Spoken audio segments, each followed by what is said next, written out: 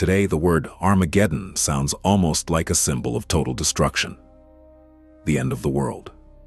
Global war. A catastrophe after which nothing will remain. This is how it is portrayed in movies, books, and even by some preachers. But here's what's strange.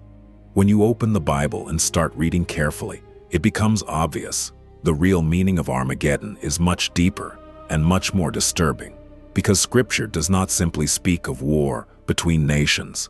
It speaks of the moment when human history will converge at a single point, a point where the following will meet: power, faith, fear, and forces that people have tried to ignore for centuries. And the most interesting thing, the word Armageddon is mentioned only once in the entire Bible. Only once, and it is in this one line that the whole picture of events is hidden, which most people have never tried to understand.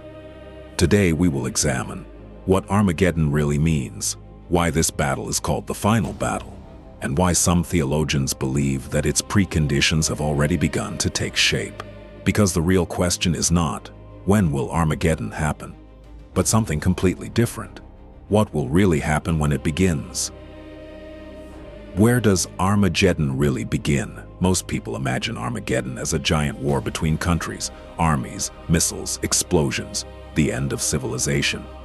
But the Bible describes a completely different beginning to this event.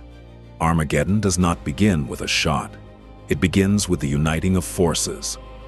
The book of Revelation contains a strange and disturbing description. It says that before the final battle, forces appear that gather the kings of the earth to one place, not just for war, for gathering. This is a key detail that is often overlooked. The text speaks of spiritual forces that influence the rulers of the world, directing them toward one conflict, one confrontation, one moment in history. In other words, Armageddon is not a random war. It is a planned culmination, a moment when human history, politics, fears, and ambitions converge in one place. That is why the word Armageddon is translated as Mount Megiddo, a place that has been a battlefield many times in the history of the Middle East. It was a strategic point. Control over it meant control over the paths of empires.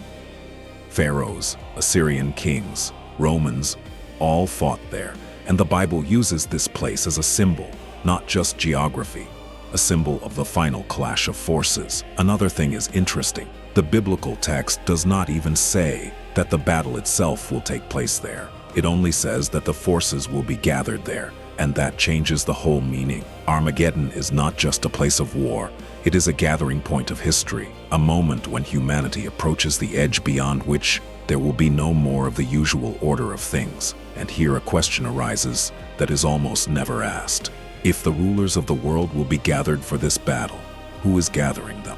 This is where the biblical text takes a sharp and disturbing turn, because the following lines speak of forces that most people are not ready to take literally. And these forces do not act openly. They work through influence, through persuasion, through the temptation of power. And from this moment on, the story of Armageddon ceases to be about politics. It becomes a spiritual conflict. In the next part, we will examine the most important question: who is really behind the gathering of forces for this final battle?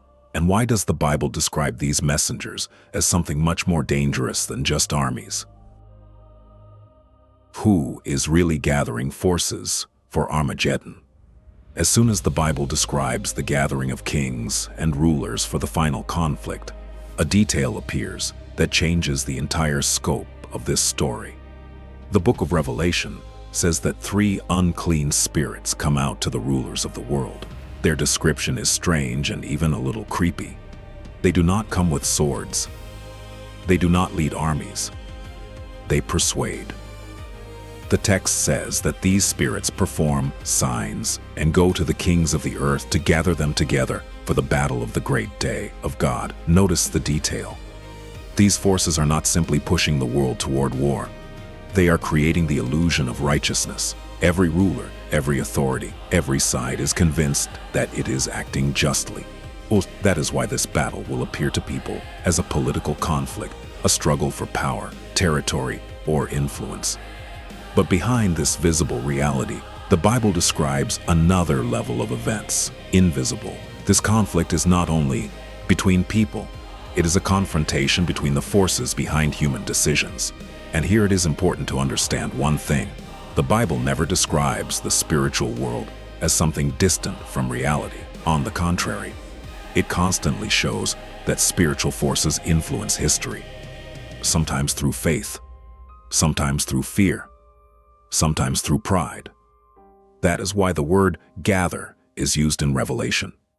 Not to coerce, not to force, precisely to gather. That is, to create conditions under which the world itself comes to conflict. And if you look closely at human history, you can see a strange pattern.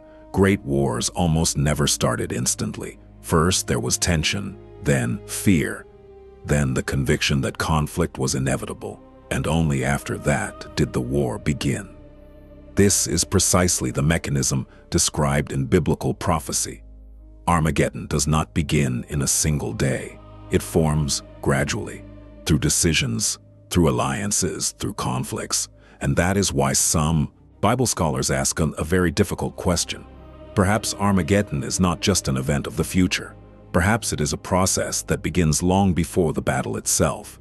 And if that is the case, then an even more important question arises. What will the final battle look like? Will it really be a war between armies, as most people imagine? Or does the Bible describe something completely different?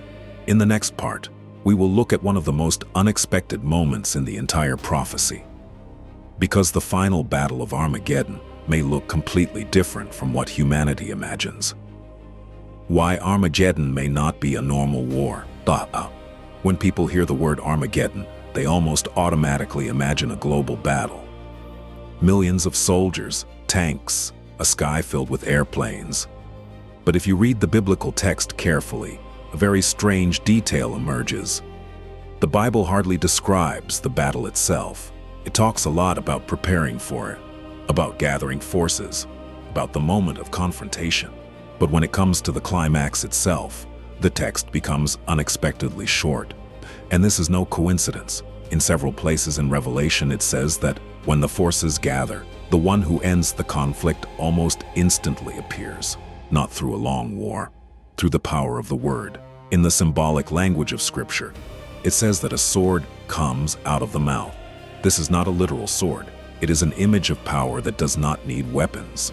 And this is where one of the most important ideas in the whole theme of Armageddon appears. The final battle is not just a struggle between armies. It is a clash between human power and the power of God. In this confrontation, human empires, political alliances, and military forces prove powerless. Human history has shown many times that even the strongest empires have fallen. Rome, Assyria, Babylon. Each of them once seemed unshakable. But the Bible speaks of a moment when the entire system of human power will simultaneously reach its peak. And that is when it will clash with a higher power.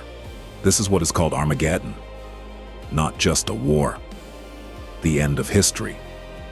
The point where it will become clear who really has the last word. And here another point arises that often causes controversy.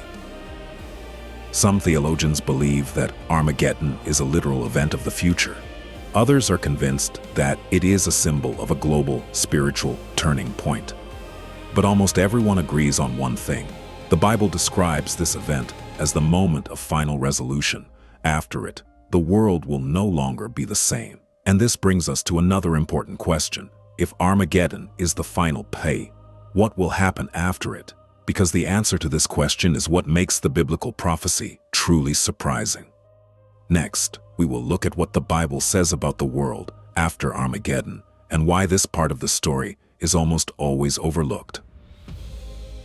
The real meaning of the place called Armageddon. The word Armageddon sounds like a specific point on a map, as if there is a mountain, a field, or a city where one day the armies of the world will gather and the final battle will begin. But when Bible researchers begin to examine the geography, an unexpected problem arises. There is no Mount Armageddon. The name comes from the expression Har Megiddo, Mount Megiddo. But the city of Megiddo itself is not located on a mountain. It stands on a hill in the middle of a large valley. And this valley is known to historians as one of the bloodiest places in the ancient world. For thousands of years, it was the main trade and military route between Egypt and Mesopotamia. Every empire that wanted to control the region had to pass through Megiddo. That is why dozens of battles took place here. The pharaohs fought here. The Assyrian kings fought here. Later, the Roman legions fought here, and that is why this place has become a symbol of decisive conflict. When the author of Revelation uses the word Armageddon, he is not just talking about geography. He is using an image that all readers at that time immediately understood. A place where fate is decided, a place where forces converge, a place that changes history.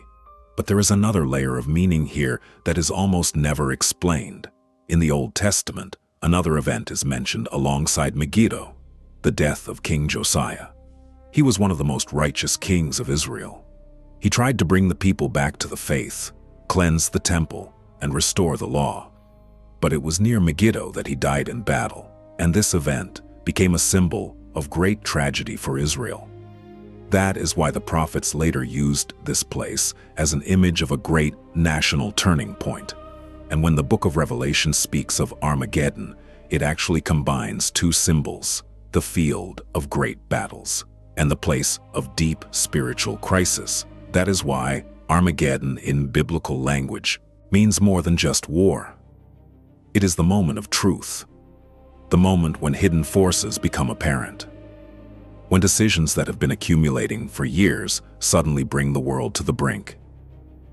And this is where the biblical text makes another important statement. All these forces, all these armies, all these rulers will not just fight each other, they will gather for one confrontation, a confrontation that cannot be won by ordinary force. Because at the heart of this story is not just war, it is the question of power over history. And this is where the most powerful paradox of prophecy begins to emerge. Those who gather for this battle will be convinced that they are in control of the situation. But the biblical text says the opposite. At the moment when the world decides that it has reached the peak of its power, it will turn out that all this power was only a prelude to a decisive intervention. Who is really challenged in the Battle of Armageddon? There is one point in the biblical description of Armageddon that is almost never explained directly. Most people think it is a war between nations, a conflict between states, a global political catastrophe. But the text of Revelation says something else. It says that the kings of the earth are gathering for war against God and His anointed one. And that changes the whole scale of the event. Because then, it is not just a conflict between countries. It is a challenge to the Creator Himself. And here a paradox arises. No ruler in the world will stand on a podium and say, "We are fighting against God." Everything will look different. There will be political decisions, ideologies, systems of power, new orders. People will be convinced that they are building a better world, creating a just system, or defending their interests. But the biblical text speaks of another level of reality, a level where any system that tries to place human power above God's automatically enters into this conflict. That is why Armageddon is described in Scripture as the culmination of a long process. It is not a sudden explosion of history. It is the moment when humanity reaches the point where it begins to consider itself the ultimate source of power. And if you look at history, you can see that this idea has appeared many times. Empires have proclaimed themselves eternal. Rulers have declared themselves gods. Ideologies have claimed to create a perfect world. But every such project has ultimately collapsed. The Bible explains this very simply. When a person tries to take the place of God, they inevitably come into conflict with a reality they cannot control. And that is why Armageddon is not just a battle. It is a moment of revelation, a moment when it becomes clear that human power has limits, that systems that seemed unshakable can disappear, that the power on which the world relies is not ultimate. And here another level of this story opens up, because the Bible does not only talk about rulers and armies, it also talks about ordinary people, about those who live within this system, about those who make choices, sometimes without even realizing their significance. That is why the theme of Armageddon in the Bible has never been just a description of a future war. It has always been a warning that history is moving toward a moment when every system, every authority, and every person will face the question, who really has the final say in this world? Why the Bible speaks of Armageddon as a moment of revelation. There is another aspect of Armageddon that often goes unnoticed. When the Bible describes this event, it hardly mentions strategies, military maneuvers, or long campaigns. Instead, it constantly returns to one and the same idea. Exposure, the moment when what has long been hidden becomes visible. In the book of Revelation, this moment is described through images of light and judgment, light that suddenly illuminates what has been hidden for years by power, influence, and systems. Human history has shown one pattern many times. The stronger a system of power becomes, the more it begins to believe in its own immutability. Empires build monuments, authorities create laws that seem eternal. People begin to think that the existing order of things cannot change. But it is at such moments that history takes sharp turns. What seemed unshakable suddenly collapses. What seems strong turns out to be fragile. The biblical description of Armageddon says that this moment will be more significant than any turning point in the past, for it is not just about the fall of one empire. It is about the exposure of the entire system on which human power was built. That is why another symbol appears in Revelation, the beast. This image is used to describe a political force that combines power, fear, and control. At various times, people have tried to associate this symbol with specific states or rulers, but the meaning of this image is broader. The beast is any system that builds power without moral boundaries and considers itself the ultimate force. And it is at the moment of Armageddon that this system will be exposed, not through an uprising, not through a political revolution, through a collision with a force that does not obey human rules. That is why the biblical text speaks of the fall of systems that seemed unshakable. At that moment, what history has tried to show people many times will become obvious. No power is absolute. No system is eternal. And even the greatest empires exist only as long as they are allowed to exist. This idea sounds very simple, but it leads to a conclusion that changes the perception of the entire history of Armageddon. Because if this moment is the exposure of systems, then Armageddon is not just the end of a certain order, it is the beginning of another. What really ends Armageddon? There is one detail in the biblical description of Armageddon that seems almost paradoxical. The world is preparing for the final battle. Forces are gathering. Rulers are confident in their power. Systems seem unshakable, and at this moment, the Bible suddenly changes its tone. Instead of describing a long war, a brief and very powerful image appears, the appearance of the king. In the book of Revelation, this moment is described through the symbol of a rider on a white horse. His name is Faithful and True. He does not come as a politician, not as the commander of an ordinary army. He comes as the one who has the power to end history. And this is where it becomes clear why the biblical text does not pay much attention to the battle itself. Because in this story, the key is not the clash of armies. The key is the intervention of a power that stands above history. In symbolic language, it is said that a sword comes out of his mouth. This means that the decisive factor is the word of truth, the word that reveals reality, the word before which systems of lies, manipulation, and fear are destroyed. And that is why Armageddon in the Bible is described as the moment when everything falls into place. Not because of chaos, because of the restoration of order. It is not just the end of the conflict. It is the moment when it becomes clear that the power that humanity relied on was not ultimate. And that is why another powerful detail appears in the text. After this intervention, the armies that gathered for battle lose their power. Systems that seemed unshakable fall. Power that seemed absolute disappears.